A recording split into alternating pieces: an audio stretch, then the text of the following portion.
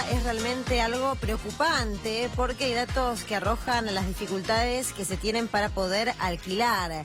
La mitad del sueldo destinado a la vivienda. Y con este dato también sobresaliente y también llamativo, no sobresaliente porque es muy bueno, sino por lo impactante, que es que el 30% de las personas que alquilan en el último semestre debieron mudarse porque los alquileres suben y lo que no suben son los salarios. Estamos con Claudio Rothenberg para charlar, dirigente del masismo, me parece que lo pronuncié mal. Estuviste cerca. Apellido, estuve cerca. Sí, por aproximación está Bueno, bien. decilo. Rothenberg, ahí está. Mate Rothenberg. Ahí está, para hablar, entre otras cosas, de lo que está pasando en la Argentina y de esta problemática, porque la vivienda es realmente un problema grave. Gracias por venir. No, al contrario. ¿Cuál es tu análisis de lo que pasa? Bueno, la verdad que, mira, los que estamos mirando la cuestión social desde el bloque nuestro, realmente tenemos todos los frentes abiertos y uno de los más importantes es sobre este sector de clase media y media baja que creo que en términos relativos es el que está soportando la mayor carga, la mayor transformación en su estilo de vida de esta política. Hay sectores que están peor, por supuesto. Tenemos 3 millones de personas que no llegan a comer. Y no quiero comparar una cosa con otra, pero en términos de transformación del estilo de vida me parece que ahí está pegando mucho más fuerte. Esto que vos comentabas, gente que ha dejado de vivir donde vivía para irse a otro barrio, a un departamento más chiquito, porque no puede pagar una tormenta perfecta, que es el alquiler, las tarifas y las tarifas incidiendo sobre las expensas, porque si vos hoy estás gastando en ese sector que tiene ingresos de 20.000, 25.000 pesos, un 40% en pagar el alquiler, la otra parte se la está llevando las expensas y las tarifas, y no comes también, estás colgado del pasamanos para pasar a este sector que no llega a comer, no tiene capacidad de ahorro para la comida. Digamos, la diferencia con el inquilino de antes era que el inquilino está gastando una parte de sus ahorros para pagar ese alquiler, pero otra parte la ponía en capitalizarse para esa expectativa de que alguna vez iba a tener su casa. Hoy no tiene esa expectativa porque se está llevando todo ese componente de su gasto y después no tiene margen ni siquiera para llegar a una canasta de alimentos que, como sabemos, también se le hace inalcanzable. En ese sentido es un sector muy golpeado y creo que es el que está haciendo el mayor esfuerzo en una economía que se achica, pero a diferencia de la economía anterior del otro gobierno que también se achicaba, esta concentra, transfiere ingresos especialmente de los sectores medios hacia 6 empresas que realmente se están llevando toda la renta, y perdóname, entre ellas los bancos que podrían, y ahí estamos apuntando en el debate nosotros que estamos haciendo de la política, facilitar créditos para vivienda otra vez. No pueden tener las ganancias que tienen en medio de una crisis, por ejemplo, de vivienda, como la que estamos teniendo. Esos sectores tienen que aportar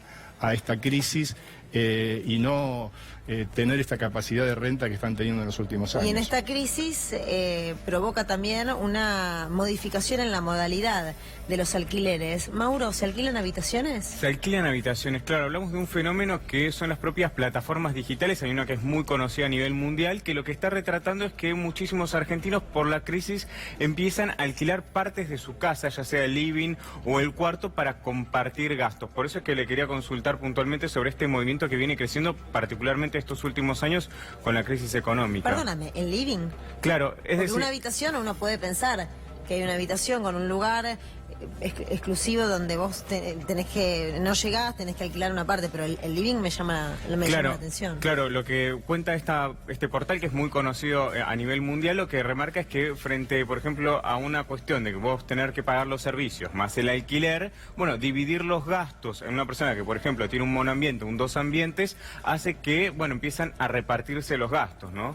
Sí, es una plataforma, como vos decís, tradicionalmente ofrecida a un mercado turístico, ¿no? Claro. Todo el mundo es así, claro. Y acá está resolviendo un problema de gente que se va achicando por un lado, por los dos lados, por el lado del que lo va a buscar y por el lado del que lo ofrece también. Pero la verdad es que hay que ponerle fin a esto, porque si vos te pones a pensar, es una locura, es la manera argentina de sobrevivir a una cosa que no nos merecemos. Si vos lo pensás, es una cosa ya indigna. Estamos llegando a niveles que en algún momento tenemos que fijar bueno, hasta acá, no nos merecemos vivir así, no se merecen vivir así nuestros abuelos, no se merecen vivir así nuestros pibes en los barrios. Tenemos la mitad de los pibes en la pobreza en la Argentina. Un país que le iba a dar de comer a 400 millones de personas tiene 3 millones de sus propios compatriotas o habitantes del país a los que no le da de comer. Yo creo que lo que vos decís está bien, podemos analizarlo y ponernos a hacer un disecamiento de la situación social, pero creo que hemos llegado a un límite, no nos merecemos vivir como estamos viviendo. Claudio, en este contexto que el presidente tome la decisión de pasar las Pascuas en otro lugar y tomarse unos días de descanso, irse de vacaciones en concreto, ¿qué Yo creo opinión que hay tenés? tanta carne viva hoy en la sociedad, tanta sensibilidad a esto, que ya todo parece una provocación. Ya, en los barrios donde yo trabajo con curas de las villas, trabajo en la construcción, sectores de lo más golpeados. El hecho de que te esté gritando es por acá, es por acá, es por acá, creo que ya duele que te diga es por acá, no es por acá. No podemos seguir sufriendo así. Yo trabajo más que con sectores que tienen este problema de clase media, media baja, con sectores están muy mal. Y que vos tengas un presidente que les esté gritando es realmente como un golpe en el pecho, una trompada en el pecho, es por acá, no es más por acá, basta Claro. de ir por acá porque estamos, hace 3 años y medio que estamos ¿Y qué está haciendo un pasando en las esfuerzo villas? muy grande. Mira, en las villas te diría que derrama todo esto que estamos hablando de la clase media, porque si vos mirás el número frío, ese sector de indigencia, que son más o menos 3 millones de personas, tiene un ingreso promedio de 6.000 pesos por hogar cuando se midió la indigencia, que fue en diciembre. Sí. Ahora se aumentó un poco, Stanley habilitó un pequeño aumento, pero por otro lado, en este trimestre esa canasta de alimentos creció un 30%. Es decir, los 13.000 que te hacían falta para comer cuando ganabas, 6.000 ya están más lejos todavía. Y lo que cubría eso antes en las villas, yendo a tu pregunta, era la changa. El sector medio, que una señora de un departamento de Caballito tenía una chica de estos barrios que iba y lavaba los platos, o un chico, no voy a meter la cuestión de género de quién lava los platos. Pero ahora se puso los guantes y lo está lavando esa señora y le dijo a esa chica, mirá, no vengas 6 horas, venite los jueves y limpiás un poco. Y después le dijo, no vengas más. Entonces todo eso se está sintiendo en la villa. Ese ingreso que le hacía comer entre los 6.000, te estoy hablando de los promedios estadísticos, pero para graficar cómo es la vida. Ese otro componente que complementaba el ingreso para comer, ya no lo tienen más. El tipo que juntaba escombros en una casa que le decía, mirá, limpiame un poco esto, o en las periferias de los countries, venía a cortar el pasto, el jardinero, el piletero, no va más, no están más. Entonces ese empobrecimiento del sector medio le suma empobrecimiento e indigencia a las villas, y eso se nota muchísimo en la villa, porque no hay más changas, y crea realmente todo un fenómeno sociológico en la persona que no tiene una ocupación, que está todas las mañanas sin nada que hacer. Desesperado. ¿Entendés que es una situación que se digamos, siente, se percibe no solamente en lo económico? Hay un desánimo generalizado, hay problemas de droga cada vez más grandes que están asociados a todo esto. Es un combo que, por eso te digo, hay que ponerle un piso. Ahora, hablamos del problema y la solución frente a este justamente problema, ¿cuál sería? Ahora, si uno puede ver otros países del mundo, por ejemplo Alemania, decidieron ponerle un tope, es decir, el Estado intervino en el tema de los alquileres, prohibiéndoles que incrementen anualmente lo que tiene que ver con un tope de un 8%. Mira, ¿Cuál es la solución y cuál es, de alguna manera, la función del Estado para evitar que esto, o encontrar algún tipo de solución? Sí, ¿no? obviamente el fenómeno alemán se da en un contexto alemán. Nosotros tenemos creemos que sí, que el Estado tiene que avanzar, tiene que encontrar los equilibrios, porque si no, del otro lado te cortan la oferta de departamentos. Igualmente podés tener un precio regulado, pero no tenés a dónde irte lo mismo, porque la persona que estaba ofreciendo una vivienda en alquiler, ese es el debate que hubo y por qué se paralizó. O sea, hay que encontrar un equilibrio, pero seguramente tiene que haber una mayor intervención del Estado en la que hay. En este momento creo que todos tenemos que mirar un poquito más solidariamente al más débil, y en este caso el más débil es el inquilino, es decir, la balanza no puede estar en el medio, y esto lo tiene que entender el propietario también, o las cámaras, o los martilleros, o todos los que buscaron darle otra vuelta, pero el Estado tiene que intervenir en este momento, al menos de coyuntura, en favor de los más débiles, regulando los alquileres, y sobre todo dándole previsibilidad a un alquiler, porque es muy difícil firmar un alquiler que vos tenés 15% de aumentos porque no hay un parámetro, como en la mayoría de la economía, no hay un parámetro de precio, no hay un parámetro de precio del alquiler. Vos estás firmando un alquiler hoy y ya sabés que tenés 15%, o sea, ya estás apostando al descarrilamiento de la economía, porque si estás firmando un 30% de inflación o de sí, en los últimos 2 años, cada 6 meses se... Firmás el contrato así se ahora. Se reajusta por inflación. No, firmás que ya te aumentan 15% por semestre. Por eso, pero Ojalá digo... fuera la inflación, porque por lo menos vos podés especular.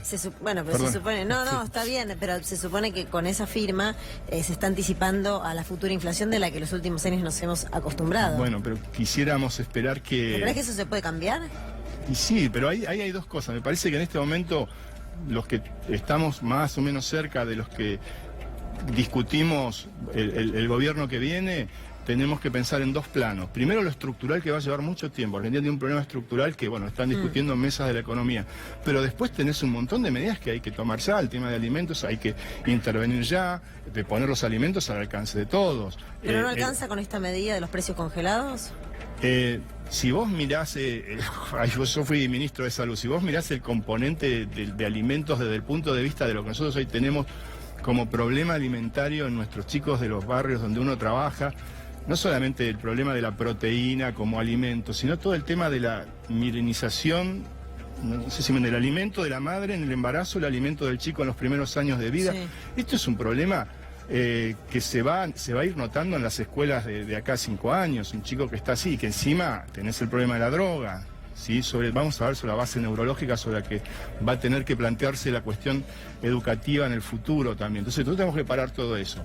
Hoy tenés que poner los alimentos con un respaldo no solamente de la mirada económica y de los expertos en economía, también desde la salud, ver cómo formás vos una canasta de alimentos que sirva durante el embarazo, durante los primeros años de vida y que eso está al alcance de la gente. Estaba haciendo algunas lecturas en relación a que el 20% solamente de estos precios que van a congelarse, entre comillas, forman parte de una alimentación saludable. ¿Es ese porcentaje tan bajo de todo el 60%? Es muy poco lo que aporta. Es más que un acuerdo con quien pudiste acordar desde los supermercadistas. O sea, tiene esa mirada desde, bueno, yo vendo cafés, como dijo el de una de las famosas empresas de café, tengo 14 líneas de producto, ir a pérdida con una no me importa. Bueno, la verdad el café no aporta nada en esta canasta, por ejemplo, ¿no? ¿Me explico? Sí.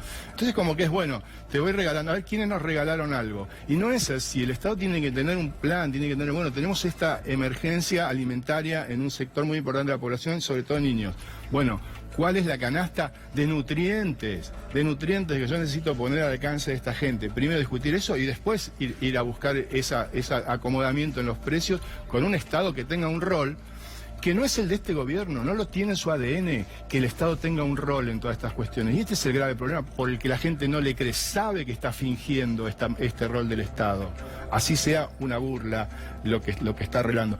La gente percibe ya que esto no está en el ADN de este gobierno. Que esto es como que, bueno, estamos a 6 meses de una elección, estamos en caída libre electoralmente y vamos a hacer algo para que hasta octubre lleguemos con cierta rostro fotogénico para toda esta crisis que se está presentando. Ahora decías el rol del Estado, y una pregunta, la última, cortita, tiene que ver con, ¿crees que hay algún tipo de relación con los poderes económicos que no permiten avanzar en leyes que tienen que ver justamente con derechos relacionados con el alquiler? Digo, habían otorgado la posibilidad de que la comisión la pague el propietario, ahora quizás hay marcha atrás respecto a este tema. ¿Por qué crees que no se avanza en esa materia? ¿Hay algún tipo de acuerdo con la Cámara de Propietarios? Porque, ¿cómo te puedo decir? En modelos como este, el poder económico es siempre más fuerte que las necesidades. Entonces, cuando se ponen en la balanza, para mí, formación filosófica y política no puede estar ni siquiera en el medio. Donde hay una necesidad tiene que haber un derecho, ¿sí? Entonces cuando las cosas empiezan a estar por el medio, después terminan desdibujándose como pasó en la ley de alquileres. El inquilino es el más débil y el Estado tiene que estar de ese lado. Muchas gracias, Claudio. No, al contrario. Gracias por venir y por tu análisis. Al contrario. Ciudad de Buenos Aires, una linda tarde en este Viernes Santo. Imágenes de lo que está ocurriendo ahora con un tránsito muy fluido. Del tránsito, por supuesto, no vamos a hablar porque en general en los días como hoy todo circula con mucha tranquilidad y con mucha normalidad. Pero sí del tiempo, porque